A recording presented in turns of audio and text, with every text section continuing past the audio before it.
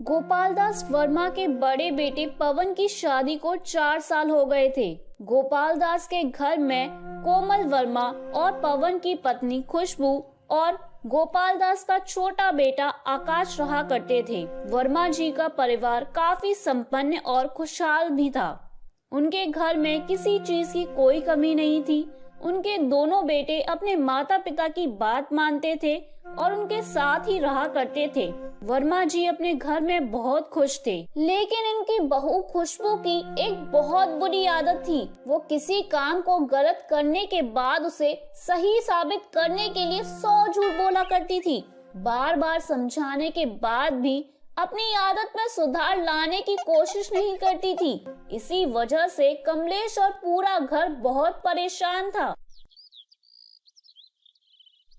अरे खुशबू बहू, देखो आज न तुम्हारे पापा जी का दम आलू खाने का बड़ा मन कर रहा है। तुम ना जरा बढ़िया से दम आलू बना देना। और देखो बेटा, पिछली बार ना बहुत ज्यादा मिर्ची डाल दी थी, इस बार याद से मिर्ची कम डालना। सब्जी ना बहुत तीखी हो जाती है, फिर खाई भी नहीं जाती। पिछली बार तो दम आलू ऐसे लग रहे थे जैसे मिर्च का पकौड़ा ही हो। अरे इतनी तीखी सब्जी कोई खा सकता है भला? मुंह में आग जल रही थी, आग। मम्मी जी, पापा जी, इस बार ऐसा कुछ नहीं होगा। मैंने तो सही ही बनाई थी सब्जी। पता नहीं आप लोगों को क्यों पसंद नहीं आई। खुशबू रसोई में जाकर दम आलू बनाने की तैयारी करने लगती है और कुछ ही देर बाद वो टेबल पर खाना लगा देती है। क्या बात है भाभी, आज तो खाने की बहुत अच्छी खुशबू आ रही है। रसोई में दम आलू बना है क्या? हाँ देवर जी, पापा जी का बहुत मन कर रहा था ना, इसलिए। लेकिन जैसे ही कमलेश दम आलू को चख कर देखती है तो उसके तो तोते ही उठ जाते हैं मिर्च से। अरे मार डाला रे, क्या करूँ इसका, मार डाला। अरे खुशबू बहू, मैंने तुमसे कहा था ना कि दम आलू में मिर्ची मसाला कम डालना। तुमने तो लगता है पूरी मिर्ची का डब्बा ही पलट दिया है इसमें।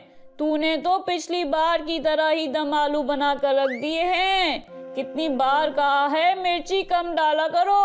अरे मम्मी जी, मैंने तो कम ही डाली थी, पता नहीं कैसे इतनी ज्यादा हो गई। लगता है ये मिर्ची ही खराब है, सुनती ही नहीं है मेरी। मैं तो इस दम आलू को नहीं खा सकता। पिछली बार भी मुझे अटैक आने से बच गया था। इतनी मिर्ची कौन खा सकता है भला? अरे इंसान है भाई, हम भी इंसान, कोई जानवर नहीं। हाँ भाभी, मुझे भी इतना तीखा अच्छा नहीं लगता। और इतना कहकर सब लोग वहाँ से चले जाते हैं। अरे खुशबू, मैंने तुम्हें कितनी बार कहा है कि अगर मैं तुम्हें किसी काम के बारे में समझाया करूँ तो उसे समझने की कोशिश करा करो। मम्मी जी, मैं तो सब ठीक से ही करती हूँ। अब आपको पसंद नहीं आ रहा तो इसमें मेरी कोई गलती नहीं है। मेरे मायके में तो सब ऐसे ही खाना खाते हैं। अरे मैं तो ऐसे ही बनाऊंगी, तेज मिर्च मसाले। अब आपको अपनी पसंद बदल लेनी चाहिए। तेज मिर्च मसाले खाना शुरू कर दीजिए, क्योंकि मैं तो जैसी हूँ वैसी ही रहूंगी, मैं नहीं बदलने वाली। कुछ दिनों के बाद, अरे खुशबू बहू, मेरी सहेली है ना निर्मला जी, वो मुझसे मिलने आई हैं। तुम जरा रसोई में जाकर उनके लिए चाय बना लो। अच्छा, तुम्हें पता तो है ना, निर्मला जी को डायबिटीज है, वो फीकी चाय पीती हैं। ठीक है मम्मी जी, मैं आप दोनों के लिए चाय बना कर लाती हूँ। खुशबू कमलेश और निर्मला के लिए चाय बनाती है और चाय लेकर बाहर जाती है, लेकिन साथ में नाश्ते में कुछ भी नहीं रखती। अरे तुम्हारी बहू ने तो फिर से मीठी चाय बना दी। मैं तो हर दूसरे दिन तुम्हारे घर आती हूँ, लेकिन लगता है तुम्हारी बहू को याद नहीं रहता कि मैं फीकी चाय पीती हूँ। आपको उसे बताना चाहिए था ना। अरे मैंने तो कहा था। कोई बात नहीं, लगता है उसका ध्यान नहीं होगा। मैं दूसरी चाय बनाकर ले आती हूँ। रहने दो, कोई बात नहीं। अगली बार आऊंगी ना, तब चाय पी लूंगी। माफ करना, बहू को ध्यान नहीं रहा। अब वो तो ठीक है कमलेश, लेकिन बुरा मत मानना। जब भी तुम्हारे घर आती हूँ ना, तो तुम्हारी बहू खाली चाय लाकर रख देती है। अब देखो, मैं तो घर की जैसी हूँ, तो इसलिए तुमसे कह रही हूँ, कल को किसी और के सामने बिना नाश्ते के चाय लाकर रख दी तो बुरा मान जाएगा। मेरा तो कुछ नहीं, मैं तो तुम्हारी पुरानी सहेली हूँ ना। अरे मैंने खुशबू को कई बार समझाया है, लेकिन पता नहीं ये एक ही गलती बार बार क्यों करती है। ठीक है, मैं उसे समझाने की कोशिश करती हूँ। निर्मला के जाने के बाद अरे खुशबू बहू, मैंने तुम्हें कितनी बार कहा है, इस तरह घर पर कोई भी आए तो नाश्ते में खाली चाय रख देना कोई अच्छी बात होती है क्या? नमकीन बिस्किट कुछ तो लेकर आया करो। अरे मम्मी जी, घर में नमकीन बिस्किट है ही नहीं, तो मैं कहाँ से लेकर आती? अरे मैंने तुम्हें कहा था ना कि हर दूसरे तीसरे दिन रसोई का जो भी सामान खत्म हो जाया करे उसकी लिस्ट बनाकर पवन को भेज दिया करो। हाँ मम्मी जी, आपने कई बार कहा है, लेकिन अब घर के काम देखो कि लिस्ट बनाऊं, फुर्सत ही कहाँ मिलती है मुझे घर के कामों से। चलो देखती हूँ, टाइम मिलता है तो बनाती हूँ लिस्ट। देखो बेटा, ऐसे बार बार मेरी बात को टालने से कुछ नहीं होने वाला, ये कोई अच्छी बात नहीं है। अब जल्दी से सामान की लिस्ट बनाओ और पवन को भेज दो, वो ऑफिस से आते वक्त ले आएगा।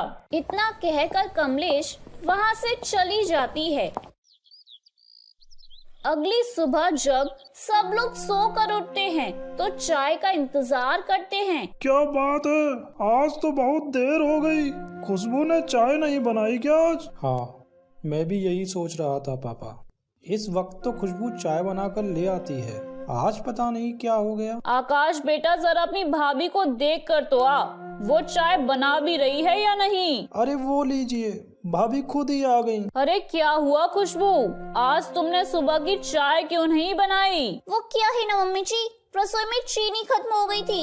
अब इतनी सुबह सुबह कोई दुकान भी नहीं खुली होगी, तो मैं चाय नहीं बना पाई। अरे लेकिन मैंने तुम्हें शाम को ही कहा था ना कि रसोई का जो भी सामान खत्म हो गया है उसकी लिस्ट बनाकर पवन को भेज दो।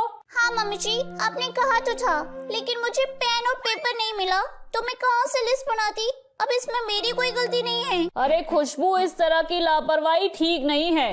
देखो, तुम्हारी जरा सी लापरवाही की वजह से सुबह सुबह ही सबका चाय का मूड खराब हो गया। ठीक है, अब जो हो गया सो हो गया, लेकिन अभी के अभी जाकर किचन में जो भी सामान खत्म हुआ है उसकी लिस्ट बनाओ और पवन तुम ऑफिस से लौटते वक्त वो सामान ले आना। ठीक है मम्मी, मैं ले आऊंगा। अरे भाभी, चाय नहीं तो क्या हुआ, कम से कम नाश्ता तो बना दीजिए, भूख लगी है और कॉलेज भी जाना है। ठीक है, अभी बना कर लाती हूँ। इतना कहकर खुशबू किचन में जाती है और आकाश के लिए चिरवों में मिर्च मसाला नमकीन मिलाकर भेलपूरी बनाकर ले आती है। ये लीजिए देवो जी, स्पेशल चिरवा भेलपूरी खा लीजिए। भाभी, आपको पता है ना मैं भेलपूरी नहीं खाता, मुझे भेलपूरी सूट नहीं करती, फिर आपने ये क्यों बनाई है? अरे घर में कुछ और था ही नहीं, तो मैंने सोचा यही बना देती हूँ। लेकिन खुशबू, तुम्हें पता है ना आकाश भेलपूरी खाता ही नहीं, तो फिर ये बनाने का क्या मतलब था? अरे ये बात तो तुम्हें मम्मी रोज ही समझाती है ना। हाँ समझती हूँ, लेकिन मैं क्या करूँ, अब घर में जो होगा वही तो बनाऊंगी ना। अरे मैंने तो ये सोचकर भेलपूरी बना दी कि मुझे लगा कि देवर जी आज तक खा ही लेंगे। अरे देखो खुशबू, अगर तुमसे कोई बात कही जाए तो उसे समझने की कोशिश करा करो और अपने दिमाग में भी डाल लिया करो, वरना तुम्हें गृहस्थी कैसे चला पाओगी। ठीक है मम्मी जी, मैं आपकी बात ध्यान रखूंगी। खुशबू हर बार ये कह देना काफी नहीं होता, तुम हर बार ये कह देती हो ध्यान रखूंगी, ऐसा दोबारा नहीं करूंगी, लेकिन क्या ध्यान रखती हो?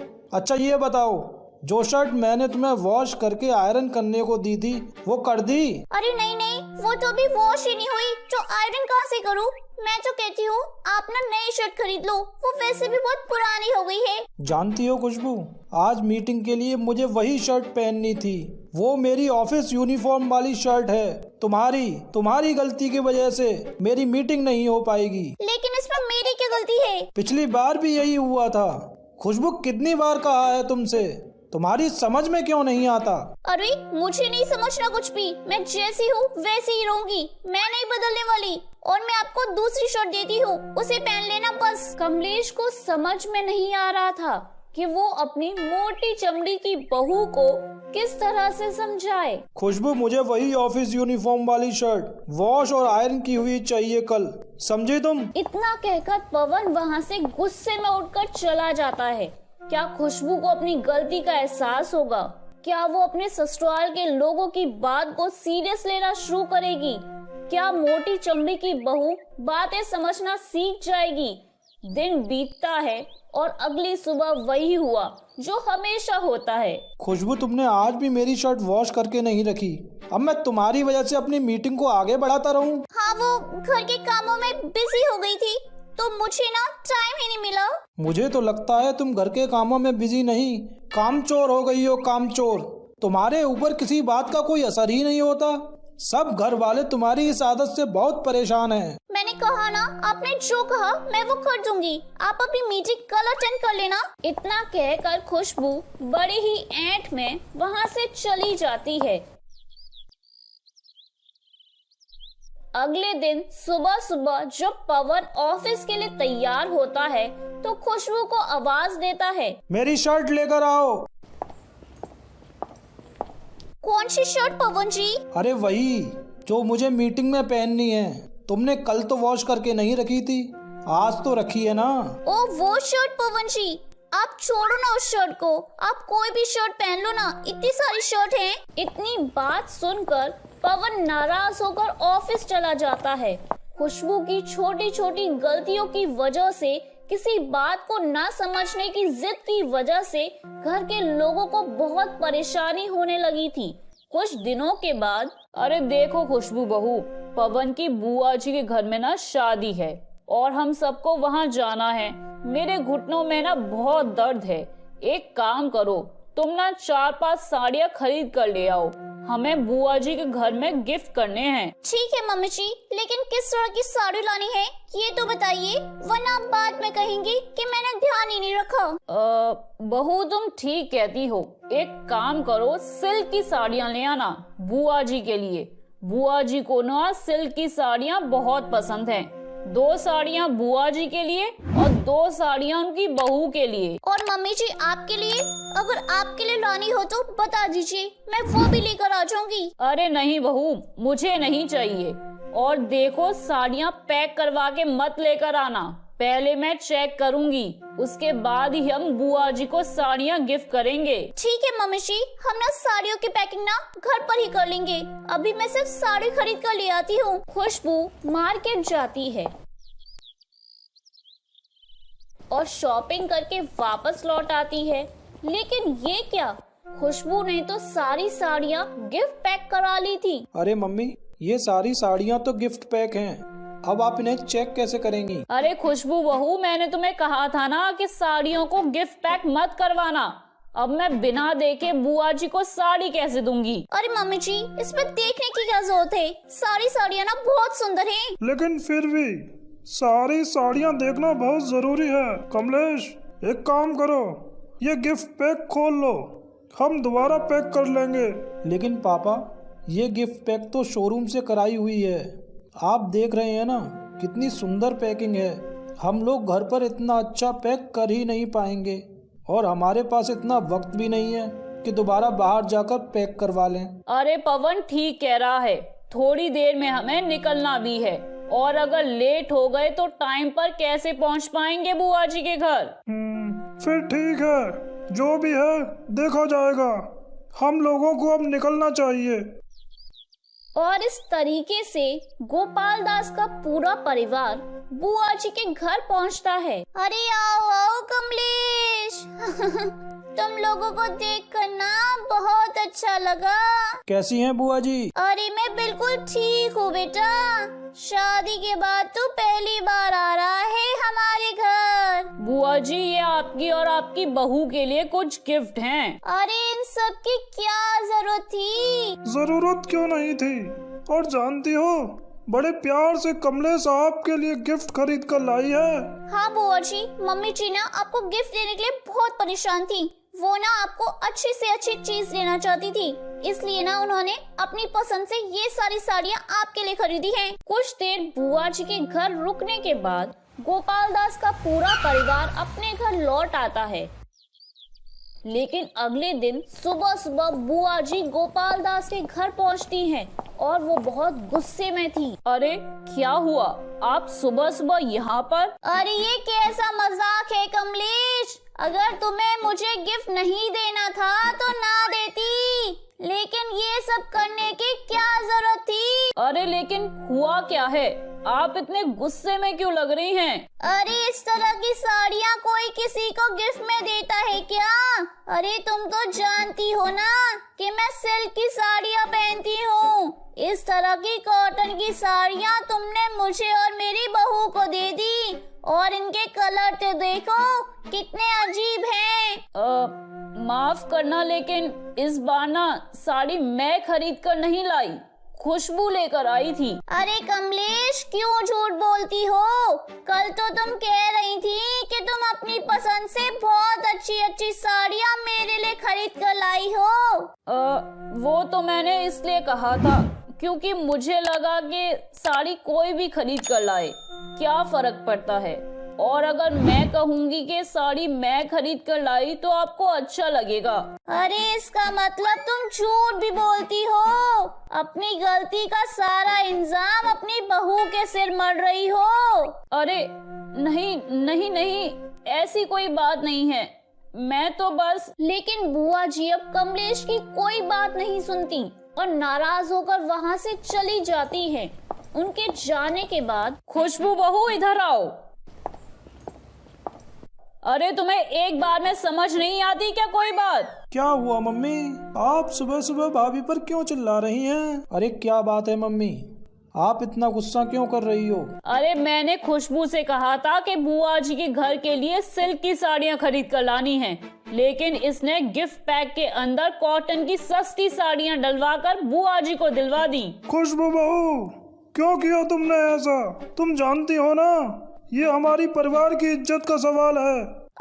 पापा जी, वो ना उस दुकान पे सिल्क की साड़ियाँ थी ही नहीं, तो मैंने सोचा कि जो मिल रहा है वही दिलवा देते हैं। अरे खुशबू, तुम्हें कोई बात समझ में क्यों नहीं आती? अरे अब इसमें क्या समझने वाली बात है? सिल्क अवेलेबल नहीं था तो मैंने कॉटन की साड़ियाँ खरीद ली। अरे अब इसमें क्या फर्क पड़ता है? भाभी, फर्क तो आपको तब भी नहीं पड़ा जब आप मुझे सुबह नाश्ते में भेलपूरी खिला देती हैं, ये जानते हुए भी कि मुझे भेलपूरी खाने से एलर्जी होती है। आप ना बेकार में परेशान हो रही है, इन सब बातों से ना कोई फर्क नहीं पड़ता। अरे देखो बहू, इतना ढीठ होना अच्छी बात नहीं है। अरे मुझे नहीं पता था कि तुम इतनी मोटी चमड़ी की बहू निकलोगी। अरे मम्मी जी, इसमें मोटी चमड़ी वाली क्या बात हो गई? ठीक है, आपको लगता है कि मुझसे गलती हो गई, पर मेरी नजर में मैंने कोई गलती नहीं की। मैं अपनी जगह बिल्कुल ठीक हूँ। खुशबू बहू, अभी के अभी जाकर बुआ जी से माफी मांगो और उनसे कहो कि साड़ियाँ मैं नहीं बल्कि तुम खरीद कर लाई हो। अरे लेकिन मैं ऐसा क्यों कहूँ?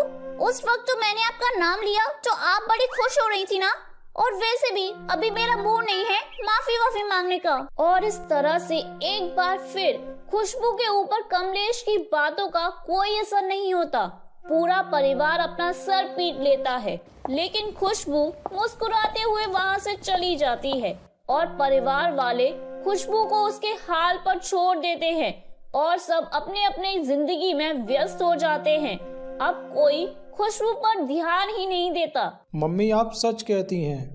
आपकी बहू वाकई में बहुत मोटी चमड़ी की बहू है, जिस पर किसी की मार या प्यार दोनों का असर होना नामुमकिन है। तो मेरे प्यारे दोस्तों, कैसी लगी आपको मेरी ये कहानी? मुझे कमेंट करके जरूर बताएं और अपने दोस्तों के साथ शेयर करें। अगर आपने मेरे चैनल को अभी तक सब्सक्राइब नहीं किया है तो नीचे वाले बेल आइकन को दबाकर सब्सक्राइब कर लें। तो मिलती हूँ मैं आप सभी से फिर एक नई कहानी के साथ। तब तक आप अपना ध्यान रखिए। बाय बाय दोस्तों।